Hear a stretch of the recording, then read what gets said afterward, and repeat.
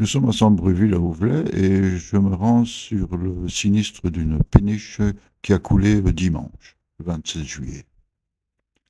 On voit ici le camion de pompiers, la grue, une grue de déchargement de ferraille. Bon, ce bateau était chargé avec de la ferraille. On voit nettement l'avant du bateau.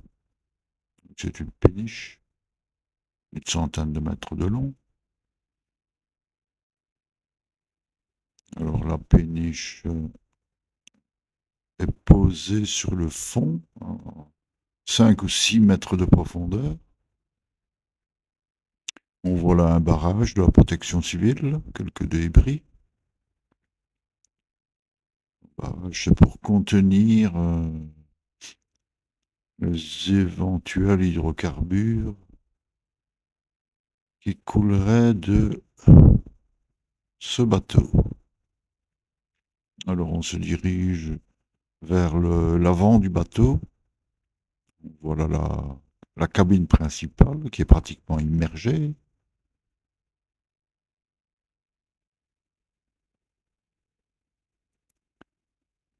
Avec quelques pompiers qui s'affairent sur le pont du commandement.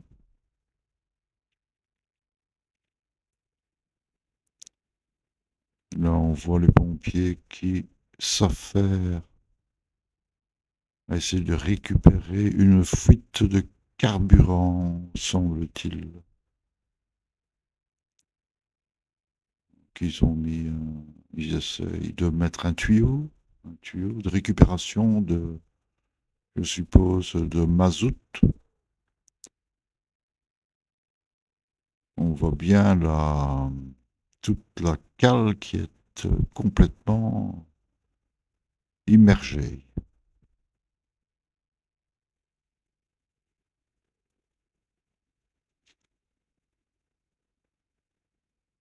Un camion pompe.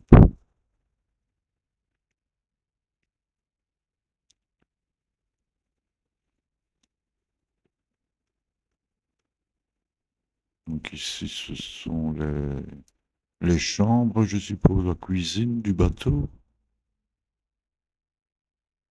complètement sous eau. Vous voyez la porte d'entrée, là, qui est dans le fond, complètement noyée.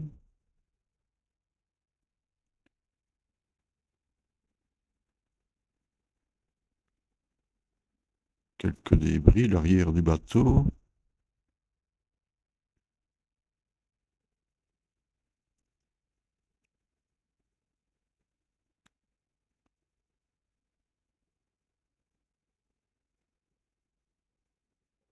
Alors, on voit là les pompiers qui essayent de récupérer. On voit le mazout, le carburant qui s'écoule. Il s'écoule. Et essayer de mettre une pompe pour récupérer une grande partie de cette de combustible. On voit le bateau.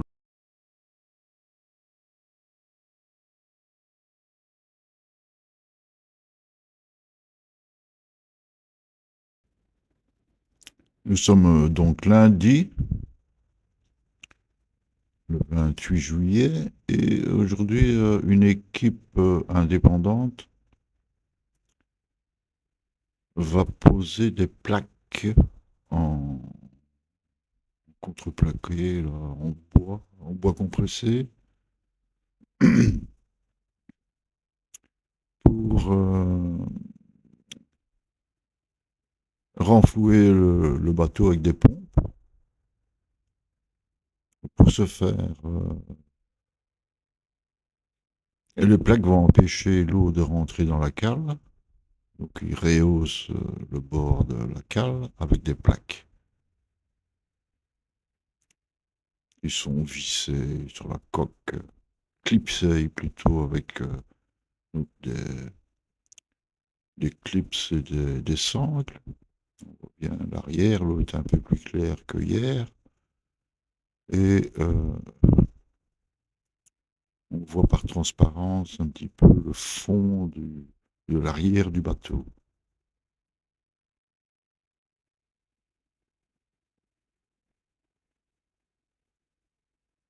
Alors on voit les plaques là sur la gauche, une équipe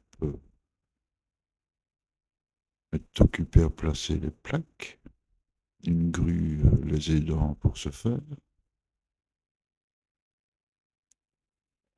Le bateau s'est légèrement redressé et s'est mis en équilibre, on dirait, depuis hier. Il est moins penché vers la gauche.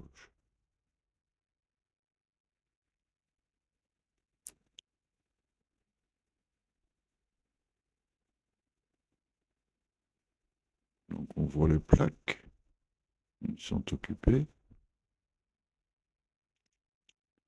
Par transparence, on voit la coque sur le côté droit là. On voit l'écluse qui est au loin. Donc c'est l'écluse d'Auvelais, qui est complètement bloquée aussi, bien sûr. Il y a quelques bateaux en amont. Ceci, ce sont les plaques. Les plaques que l'on dépose sur le côté du bateau pour empêcher l'eau simplement de rentrer dans la cale lorsque l'on va pomper. Donc, il y aura des grosses pompes. Je crois que ce sont des pompes de 30 tonnes d'eau à l'heure. Et alors, il y aura 3 pompes qui vont être mises en service. Normalement, lundi ou mardi. Donc, plutôt mardi, le 29, pour le renflouement du bateau. Alors, on voit qu'il manque encore une plaque à l'arrière, à l'avant plutôt. Mais le bord droit n'a pas encore été fait. On voit bien les sangles qui tiennent les plaques. Il y a aussi des inserts en acier, là.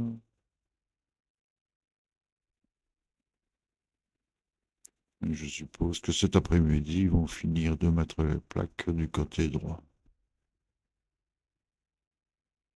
pour pouvoir pomper demain à la première heure.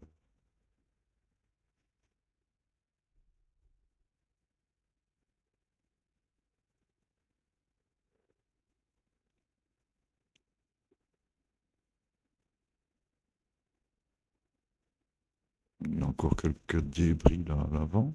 Le barrage de la protection civile est toujours en place.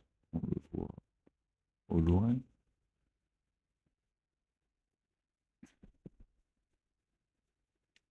Il faut dire aussi que les écluses ont baissé légèrement le niveau pour ne pas que le bateau soit complètement immergé, quoi. On voit quelques bateaux là à l'arrière qui attendent leur tour pour passer à l'écluse. Ils sont complètement bloqués. D'autres péniches.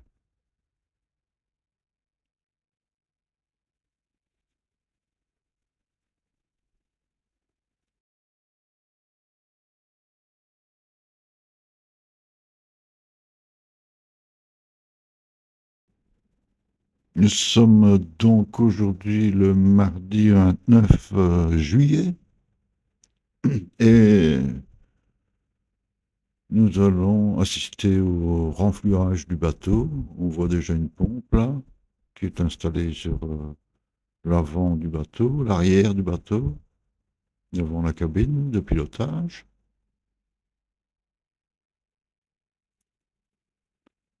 Elles vont bientôt entrer en action.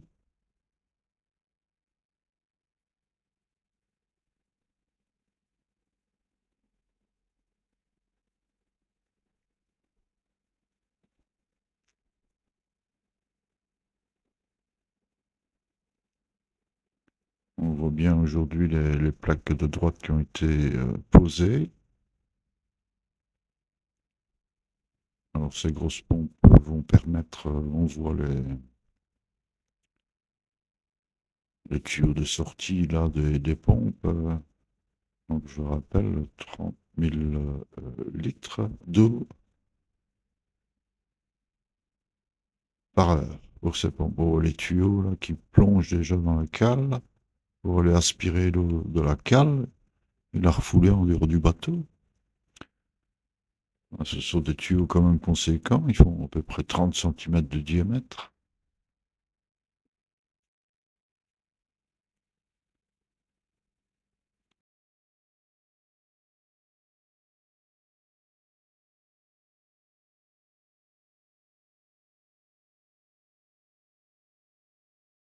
Ici, on voit les opérateurs vont placer le tuyau d'évacuation de l'eau, donc un tuyau également de 30 cm de diamètre. Ils vont le placer sur le bord du bateau.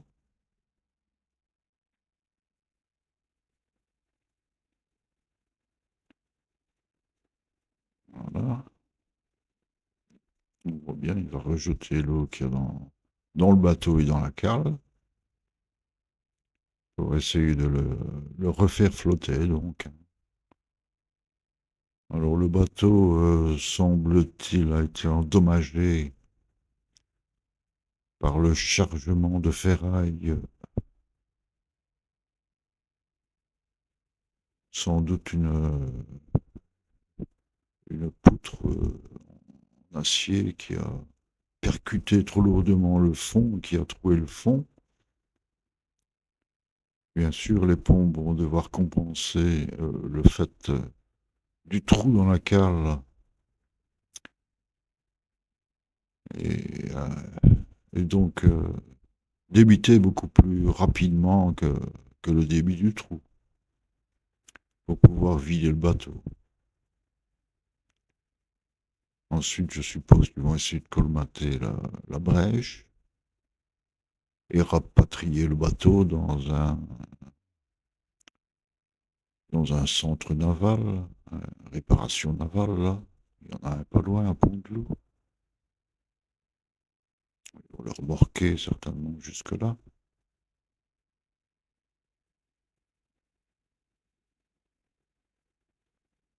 On voit bien les plaques noires qui ont été posées des deux côtés pour empêcher l'eau, un tant soit peu, de rentrer.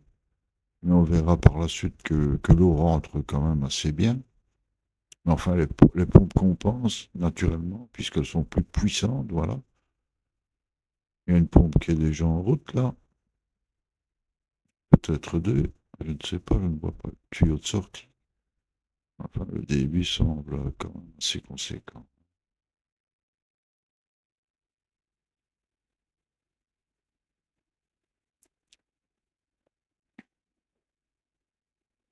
Et le bateau est déjà remonté un tout petit peu, ou l'eau descendue ou le bateau remonté, je ne sais pas. Quelques centimètres, voire millimètres. Bon, il est toujours un tout petit peu incliné vers la gauche.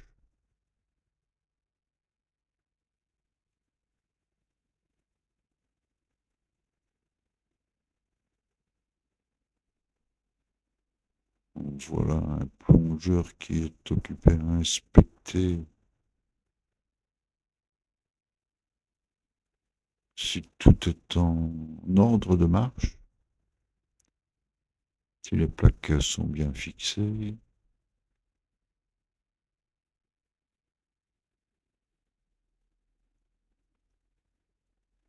Et le bateau a l'air de remonter un tout petit peu. On voit les bornes d'amarrage là, du bateau qui étaient complètement sous l'eau hier, qui sont un petit peu immergées.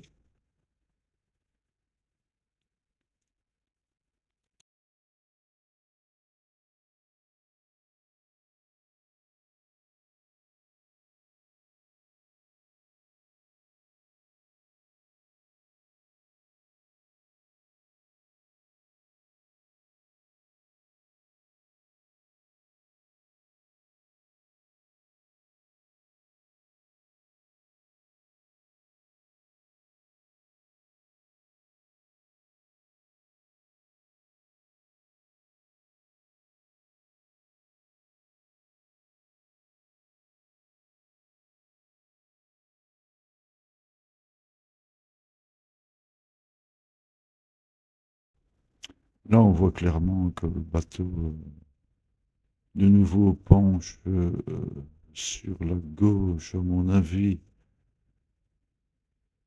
ou il est plus lourd d'un côté, du côté gauche, ou alors il est pris sur le bord de la berge, ce qui l'empêche de se stabiliser. On dirait que c'est plutôt du poids sur la gauche qui l'empêche, ce côté-là, de... Donc il est déséquilibré sur la gauche. On voit qu'il est déjà bien remonté, 30 centimètres, mais ça risque de poser des problèmes de renversement ou d'entrée d'eau du côté gauche. Il va être de nouveau submergé s'il continue à agiter de la sorte.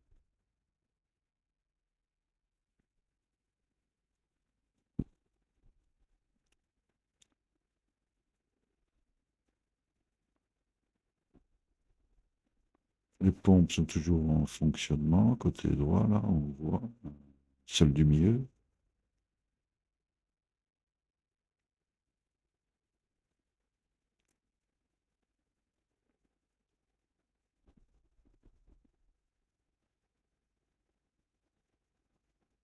Qui fonctionne toujours à plein rendement, mais le bateau penche donc, on voit nettement sur le côté gauche.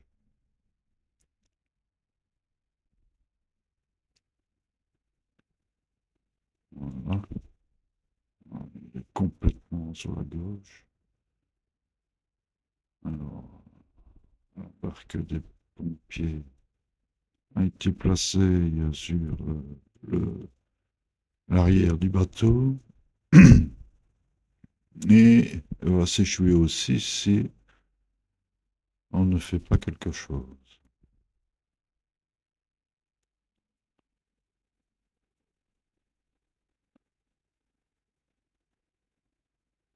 Donc, ils ont arrêté les pompes et on va attendre que le bateau recoule un petit peu pour se repositionner un tout petit peu plus droit, plus en équilibre. Comme il est déjà dressé un petit peu, la grue va peut-être essayer d'enlever des ferrailles sur le côté gauche, de manière à les remettre sur le côté droit pour équilibrer un petit peu le bateau.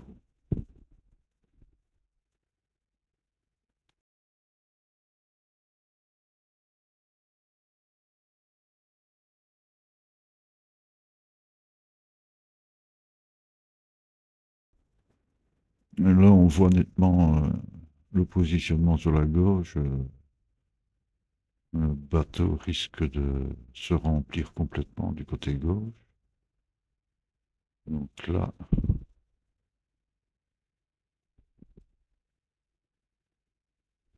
ils vont arrêter le pompage.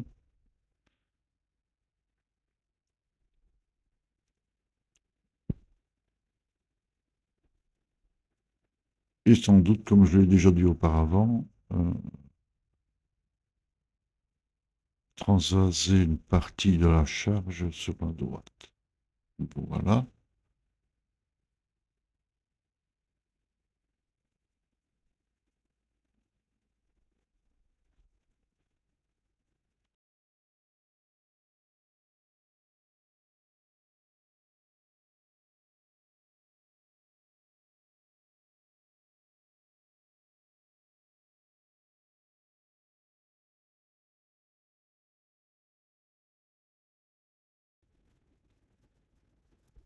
Donc maintenant, ce que l'on voit, c'est que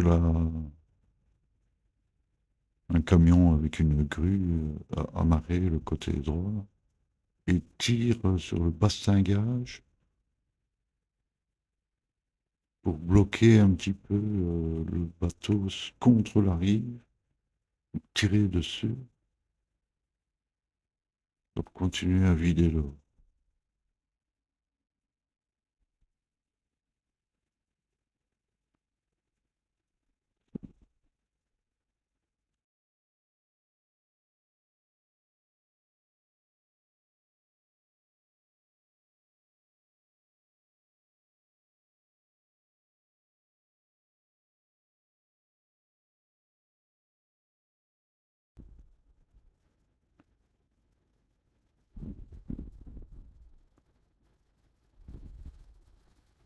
Donc le camion tire sur le bastingage de manière à maintenir le bateau en place. Et on voit là dans le fond une grue à ferraille qui est occupée à transvaser une partie du chargement vers la droite.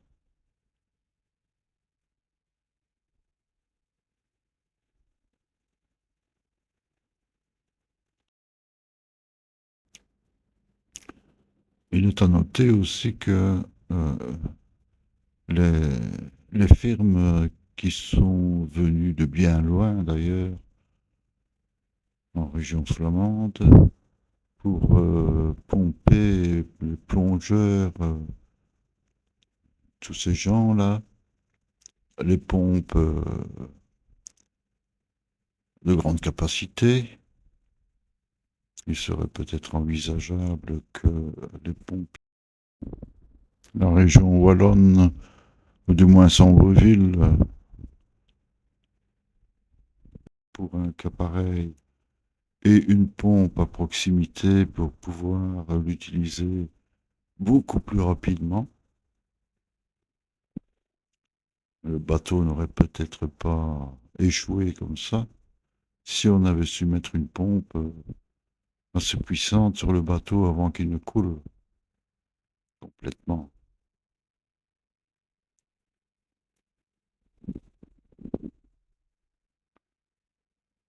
Pompiers n'étant pas équipés pour ce genre d'intervention et n'ayant pas à disposition une ou plusieurs pompes de grande capacité. Ce sont des pompes autonomes avec leur propre moteur, moteur diesel certainement. Voilà, petite parenthèse pour les pompiers qui ont fait un travail d'ailleurs remarquable avec les moyens dont ils disposent.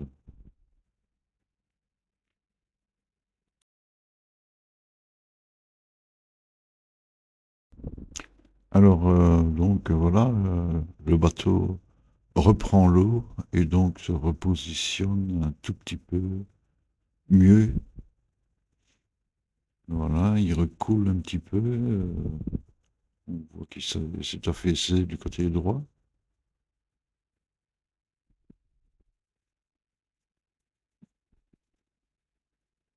La grue va décharger le poids excédentaire sur le côté gauche.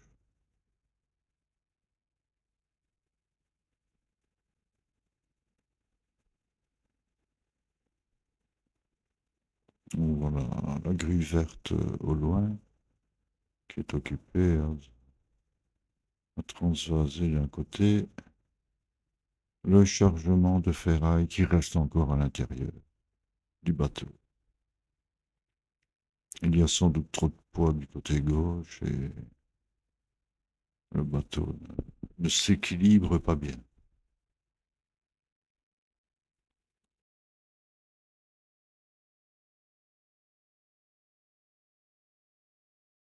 On voit clairement là le Zodiac des pompiers qui est en mauvaise posture. Il n'avait pas été placé judicieusement, amarré.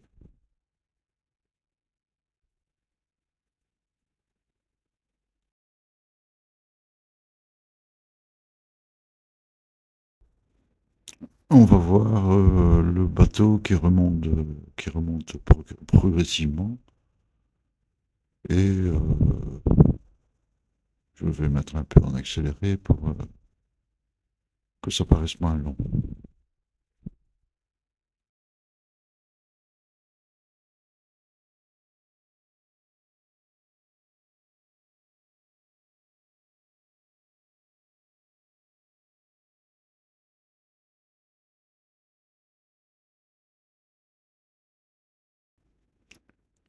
L'eau s'évacue rapidement du centre d'habitation de la péniche.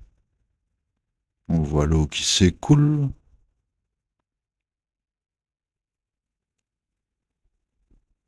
On a aussi une pensée, bien sûr, pour les propriétaires, pour qui c'est aussi toute une vie qui va s'écouler.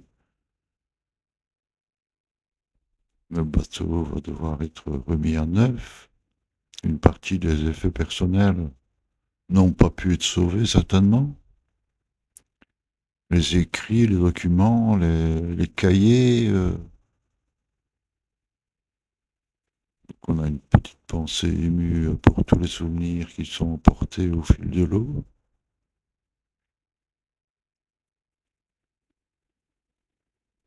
Et les propriétaires avaient pu, avant que le bateau ne coule complètement, la grue du bateau fonctionnant encore, il a pu évacuer son véhicule, sa voiture, qui était sur la péniche, et la déposer sur le bord. Et ils ont pu sauver quelques effets personnels aussi. Bien sûr, les appareils de communication qui ont été sous l'eau, les radios, les radars, toute l'électronique qui fait partie du navire doit être remplacée ou révisée. Mais l'électronique, une fois que ça a pris l'eau, ça ne dure plus des années après. L'oxydation va manger les soudures et il y a beaucoup de choses qui ne fonctionnent plus après quelques années. Il y a toujours moyen de réparer, mais ça doit être refait sérieusement par des professionnels et à fond. Comme le navire, je suppose, tout l'intérieur va être arraché, les cloisons, tout va être désinfecté, nettoyé, parce que l'odeur du mazout, ça imprègne tout.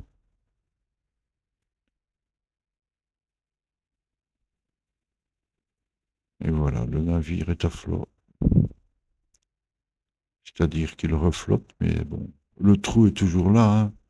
Je suppose que les pompes vont continuer à tourner pendant un petit moment.